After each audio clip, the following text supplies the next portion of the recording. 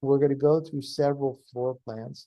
And today's floor plan, before I get into this particular floor plan, I'm going to get into first,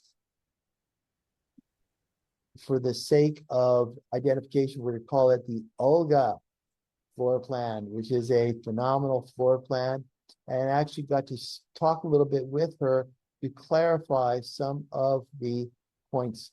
And what I do is I use a program that allows me to develop and to work with a floor plan and understand it from the cardinal directions.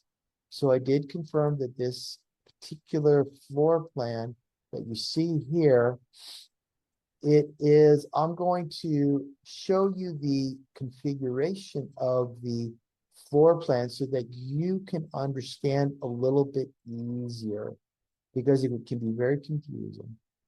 But what I do on any particular floor plan, can everybody see this? Okay, good. All right. So I highlighted it in yellow. Obviously, north is directly above everything else here. And then what I did was I outlined the whole building. I didn't focus on the roof, but the building, because it's the buildings that are the energetic boundaries within your house, right? And so I had to determine, okay, what are the building walls into the property? And that tells me a lot right there. Then the second thing I do when I analyze a property is I look at where the entrances are. And under this particular configuration, you have two entrances to this living space. You have the north over here, and then you have the south over here, okay? So then I take a look at it, and then I put that boundary in a box, okay? So what I do is, this is the boundary of your square, and I put everything into it. And then what I do is I determine, okay, what are the quadrants? How do you determine a quadrant? It's divided north, south, and east and west. So on this particular property, I can determine on this house where all the elements are located and understand how this particular layout fits into that house, right? Now, I didn't do an analysis of the surroundings to see whether there are any mountains or slopes or water elements. I wanted to focus on the specifics of this particular house. So I am going to start to get into some of the defects that are in this house.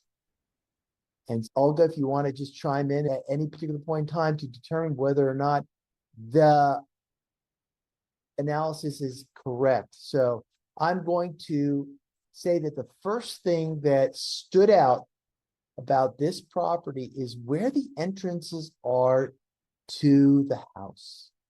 And if you take a look, this is a southwest quadrant, which is one of the most important quadrants in a floor plan. Why? Because you can see this entrance that is here.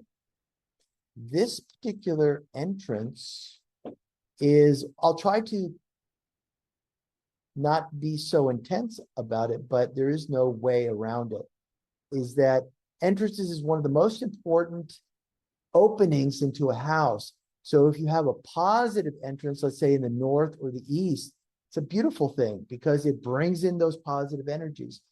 Similarly, in the southwest, which is the convergence of the west and the south, is where the influx of negative energies come in.